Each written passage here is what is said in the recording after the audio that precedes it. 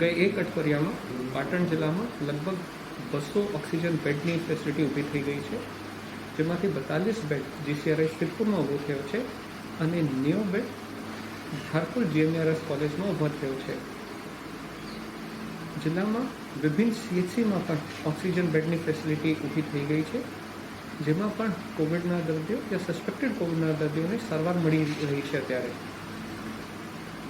જિલ્લામાં ઓક્સિજન અને રેમડેસિવિર પૂરતી માત્રામાં ઉપલબ્ધ છે અને પ્રાઇવેટ અને સરકારી હોસ્પિટલ બંનેમાં ઓક્સિજન અને રેમડેસિવિરની અત્યારે કોઈ અછત નથી. પરંતુ કોવિડના સંક્રમણ વધી રહ્યા છે અને અત્યારે આખા જિલ્લામાં 83 જેટલા કન્ટેનમેન્ટ ઝોન જાહેર કર્યા છે.